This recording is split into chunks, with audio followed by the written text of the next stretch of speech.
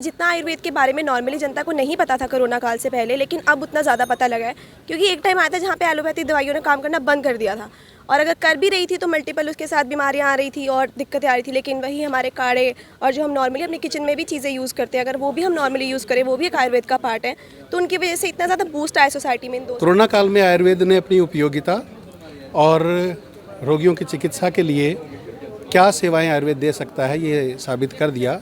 पूरे विश्व ने लोहा माना कि आप किसी भी वायरस से अपनी इम्यूनिटी से आप बच सकते हैं, वही उसका एकमात्र अगर उसका इलाज है, और आप वो इम्यूनिटी सिर्फ आप पैदा कर सकते हैं आयुर्वेद से। हमारा खान पान रोजाना बदलता रहता है, जिसके चलते हमारा स्वास्थ्य ठीक नहीं रहता है।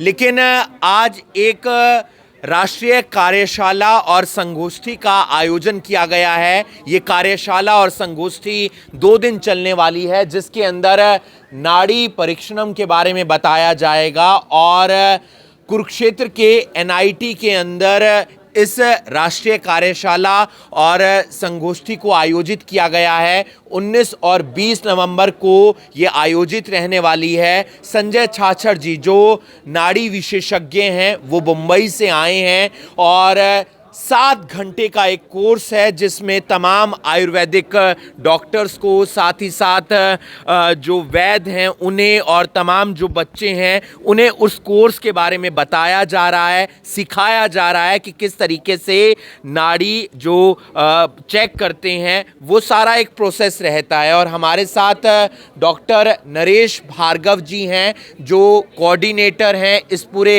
कार्यक्रम के, और साथ ही साथ वो रजिस्ट्रार भी हैं जो आयुष विश्वविद्यालय हैं वहाँ के। उनसे एक बार जान लेते हैं, सर क्या ये कार्यक्रम है, इसके जरिए बच्चों को, वैद्य को, आयुर्वेदिक जो डॉक्टर्स बनने वाले हैं उन्हें क्या कुछ समझ आने वाला है, क्या कुछ शिक्षा मिलने वाली है?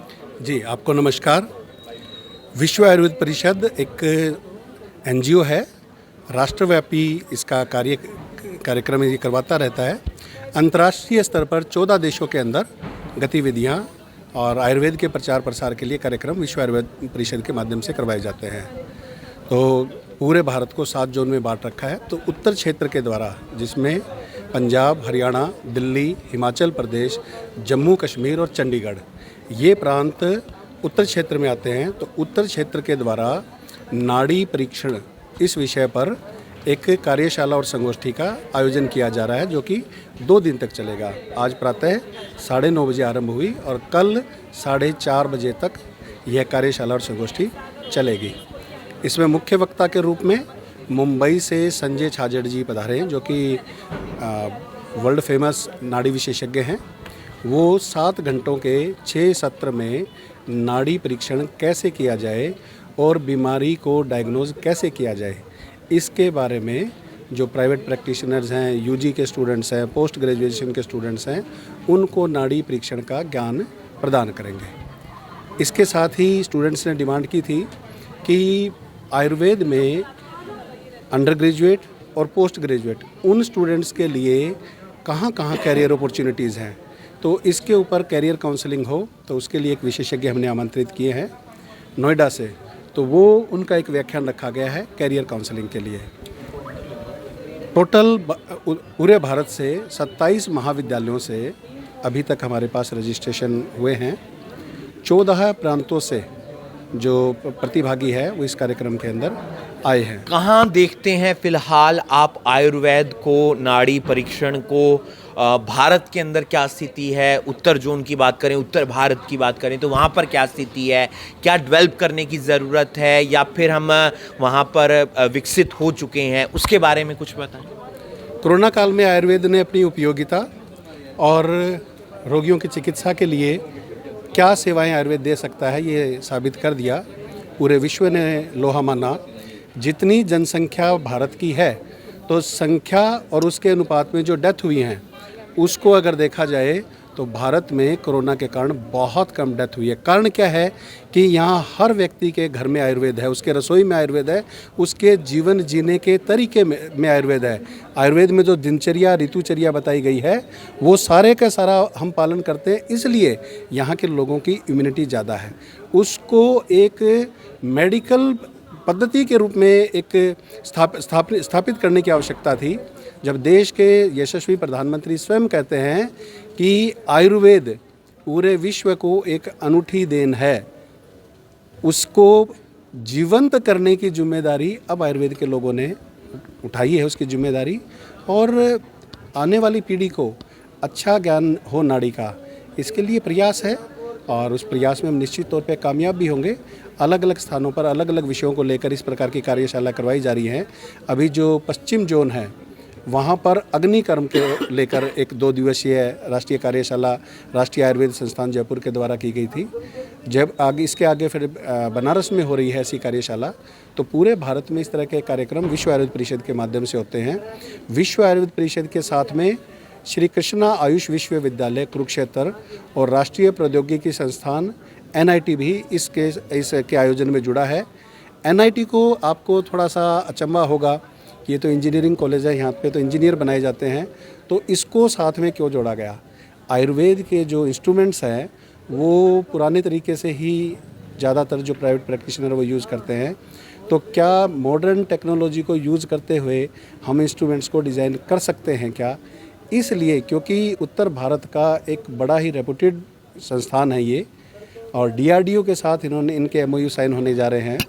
तो इस संस्थान की रेपुटेशन को देखते हुए, इस संस्थान की दक्षता को देखते हुए भविष्य में आयुर्वेद के जो इंस्ट्रूमेंट्स हैं उनको हम मॉडर्न टेक्नोलॉजी का प्रयोग करते हुए डिज़ाइन करवा सकें, उस सोच के साथ उचित समझा कि NIT को भी इसमें ऑर्गेनाइज़र बनाया जाए। इस कार्यक्रम में 6 नॉलेज पार्टनर भी हैं, ज्ञान सहभागी भी हैं। उनमें 4 आयुर्वेद के एजुकेशनल इंस्टीट्यूट है, एक रिसर्च सेंटर है जिसमें हॉस्पिटल भी रन किया जा रहा है, और एक लीडिंग फार्मास्यूटिकल कंपनी है। तो इस तरह से 6 ज्ञान सहभागी बनाए गए और लक्ष्य रखा गया था कि हम कम से कम 15 महाविद्यालयों से स्टूडेंट्स को यहाँ इनवाइट करें। उस लक्ष्य को हमने बहुत अच्छे से पार किया, और जो लक्ष्य था अभी 10 से ज़्यादा स्टेट से प्रतिभागी यहाँ पर आए, उस लक्ष्य को भी हमने पार किया ताकि इस इतनी मेहनत जो की है इसका फ़ायदा ज़्यादा से ज़्यादा स्टूडेंट और प्राइवेट प्रैक्टिशनर उठा सकें।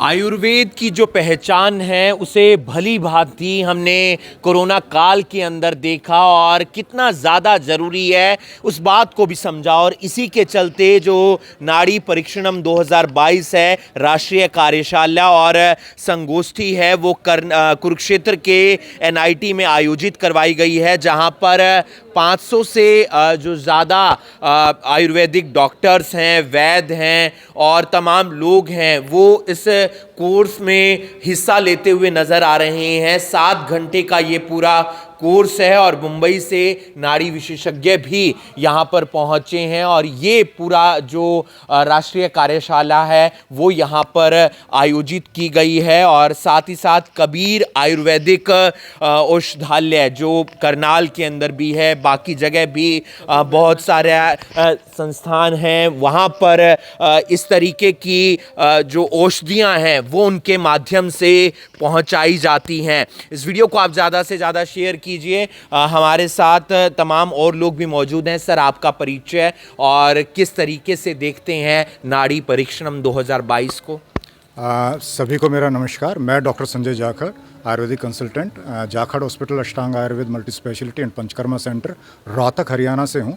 और इस नाड़ी परीक्षा को करने का सबसे बड़ा उद्देश्य सिर्फ ये है कि हमारी जो ट्रेडिशनल जो नाड़ी परीक्षा थी कि किस तरह से हम नाड़ी को और त्रिदोष के हिसाब से हम नाड़ी के डायग्नोस्टिक टूल को कितने बखूबी के साथ हम जो इस्तेमाल करते थे कि आप कैन यू बिलीव दिस कि नाड़ी के ऊपर आपकी 3 उंगलियों का खेल, आपके ये सेंसर्स हैं, इनसे आप इंटरप्रेट कर रहे हैं चीज़ों को, सेंसर से सेंस कर रहे हो, ऑब्जर्वेशंस आपकी सारी माइंड के अंदर है, और आप इन उंगलियों से ही आप लोगों के डायग्नोसिस को सेटल कर रहे हैं।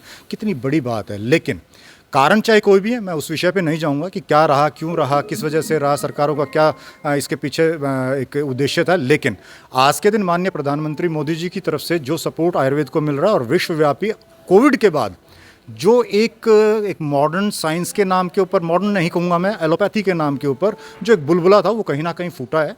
और आयुर्वेद जो दोबारा से, देखिए मैं हमेशा टीवी डिबेट्स में रहा हूँ, हिस्सा रहा हूँ, और मेरी फर्स्ट जो स्टेटमेंट थी वो ये थी कि आप किसी भी वायरस से अपनी इम्यूनिटी से आप बच सकते हैं, वही उसका एकमात्र अगर उसका इलाज है, और आप वो इम्यूनिटी सिर्फ आप पैदा कर सकते हैं आयुर्वेद से। और नाड़ी परीक्षा का हम ये सेशन जो इसलिए बार बार रख रहे हैं कि युवा जो है वो ज़्यादा से ज़्यादा समर्थ हो पाए और अपनी जो नाड़ी का जो विशेषज्ञता है वो हासिल करे और पूरे विश्व के ऊपर भारतीय चिकित्सा पद्धति को नंबर 1 चिकित्सा पद्धति बनाने का ही विश्व आयुर्वेद परिषद का संकल्प है। और उस संकल्प के लिए हम कृत संकल्प है, ले रखा है हमने, हम उसके ऊपर कार्य करेंगे। और एक विशेष बात मैं सबसे अनुरोध करना चाहूँगा, जो लोग सक्षम हैं और ख़ासतौर से कबीर, इनका मैं तहे दिल से शुक्रिया अदा करूँगा कि इन्होंने पार्टिसिपेट किया। और जो ख़ासतौर से 2 हमारे भाई जो हैं जो बैठे हैं अब्रॉड बैठे हैं और वो आयुर्वेद में जो इन्वेस्ट कर रहे हैं, तो मैं चाहूँगा कि आपके इस मंच के माध्यम से जितने भी इन्वेस्टर्स हैं वो आयुर्वेद में इन्वेस्ट करें with modern tools and technology. जो ज़रूरत है, ट्रेडिशनल आयुर्वेद बहुत इंपॉर्टेंट है, लेकिन जब तक हम modern science tools and technology का इस्तेमाल नहीं करेंगे तब तक हम आयुर्वेद को अलग दिशा और दशा में नहीं लेके जा सकते।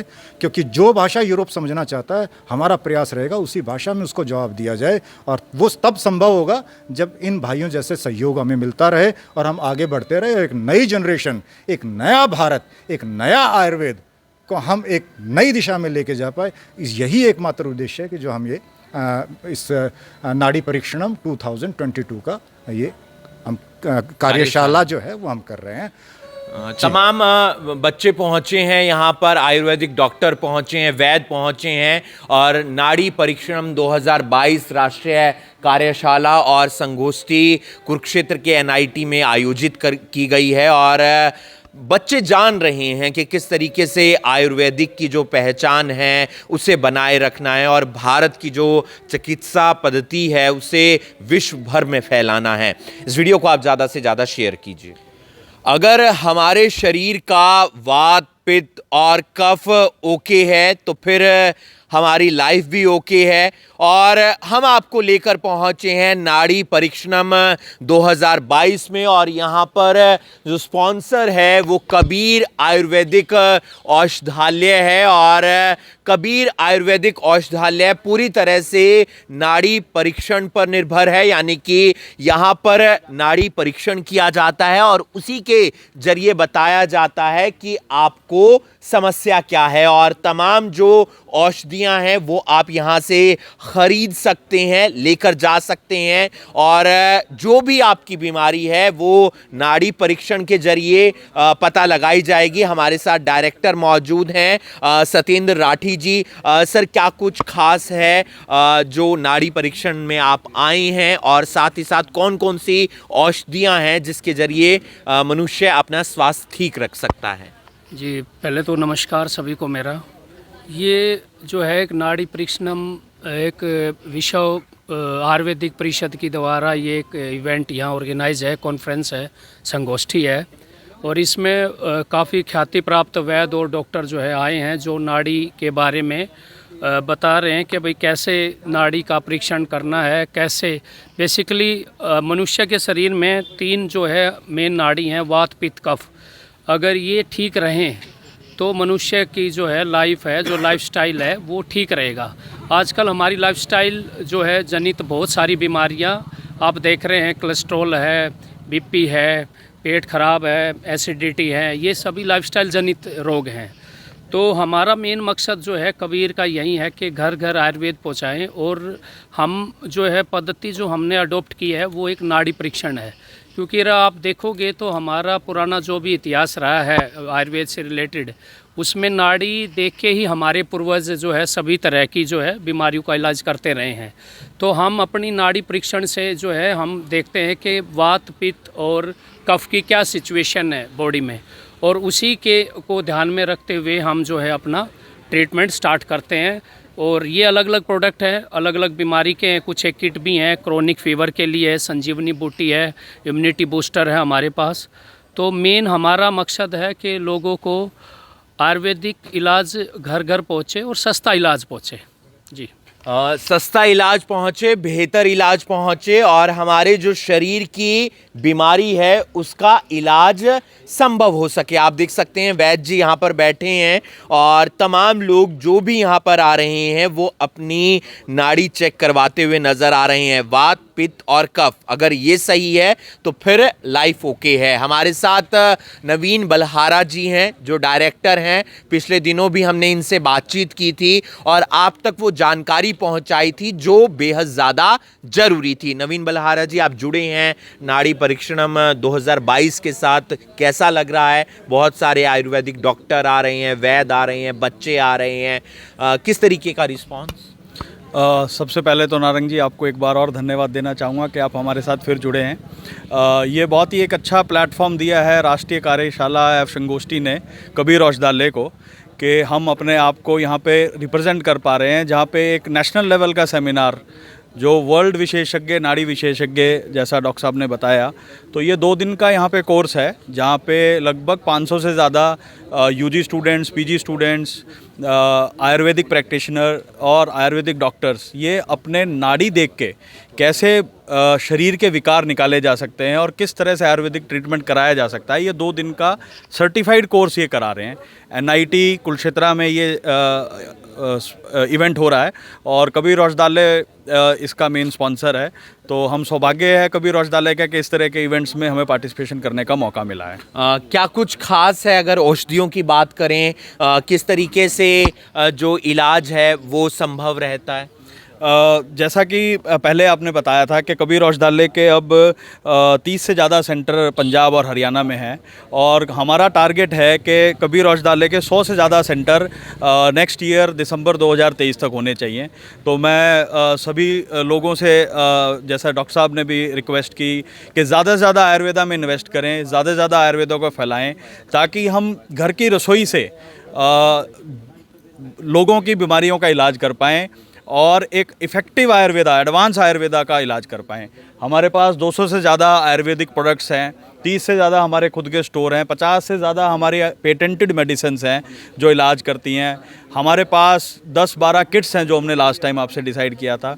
तो इस बार हमने एलोवेरा के, लीवरजाइम के कुछ फ्री सैंपल्स भी यहाँ पे डिस्ट्रीब्यूट किए हैं 1000 से ज़्यादा, ताकि लोगों को एक आयुर्वेदा का पता लगे कि आयुर्वेदा शरीर में करता क्या है। नाड़ी परीक्षण आप ऑलरेडी देख रहे हैं हमारा यहाँ पे चल रहा है।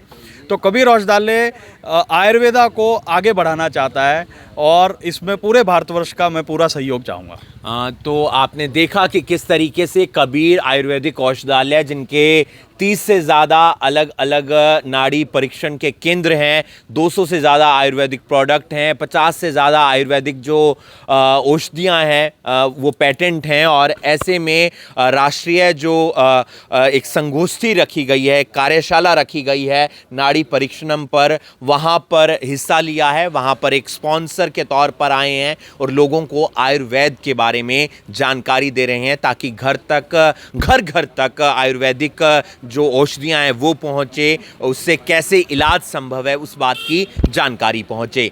इस वीडियो को आप ज़्यादा से ज़्यादा शेयर। 7 घंटे का एक कोर्स है जिसके अंदर बताया जा रहा है कि किस तरीके से नाड़ी परीक्षण किया जाता है, और तमाम भविष्य के आयुर्वेदिक डॉक्टर, वैद्य, तमाम स्टूडेंट्स हिस्सा लेने पहुँचे हैं उस राष्ट्रीय कार्यशाला और संगोष्ठी के अंदर। हमारे साथ तमाम स्टूडेंट्स हैं जो अपनी पढ़ाई कर रहे हैं और इस सेमिनार का हिस्सा भी हैं। क्या कुछ कहना चाहेंगे, किस तरीके से इस सेमिनार को अटेंड करने का एक मन के अंदर आया और क्या कुछ सीख कर जा रहे हैं आप यहाँ से?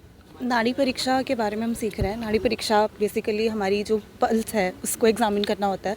इसमें बेसिकली हमारी 3 पल्सेस है, जैसे वात, पित्त, कफ।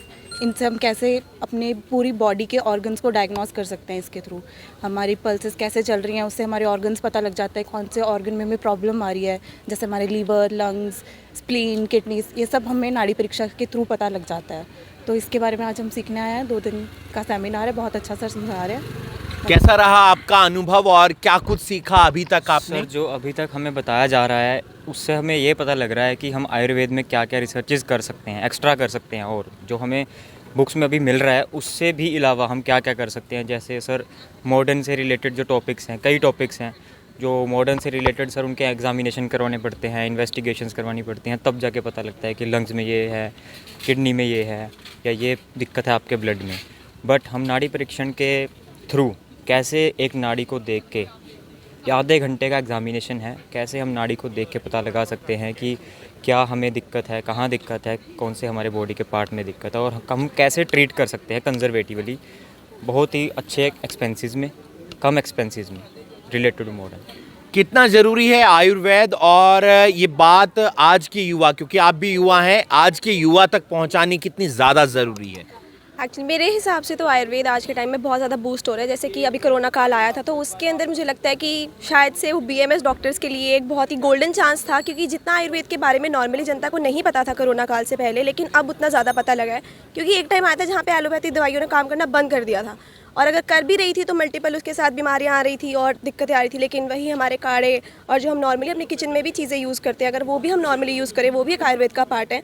तो उनकी वजह से इतना ज़्यादा बूस्ट आया सोसाइटी में इन 2 सालों में कि लोगों को बहुत ज़्यादा पता लग गया है आयुर्वेद के बारे में, और आने वाली पीढ़ी को भी इसके बारे में पता लगना चाहिए। क्योंकि एलोपैथी, मैं ये नहीं बोल रही कि एलोपैथी बहुत ख़राब है, लेकिन कई जगह ऐसी है कि जैसे कि कुछ बीमारियाँ हैं जो बिना उन दवाइयों के, बिना किडनियों पर असर करे, हम नॉर्मली नेचुरल चीज़ों के साथ भी क्योर कर सकते हैं। तो मेरे हिसाब से इट्स वेरी इंपॉर्टेंट। तो तमाम स्टूडेंट्स BAMS के, और बहुत जानकारी इन्हें मिल चुकी है और कुछ जानकारी और अभी मिलनी बाकी है, और उसके ज़रिए उम्मीद है ये तमाम आयुर्वेद डॉक्टर्स आने वाले समय में आयुर्वेद को घर घर तक पहुंचाने का प्रयास करेंगे। इस वीडियो को आप ज़्यादा से ज़्यादा शेयर कीजिए।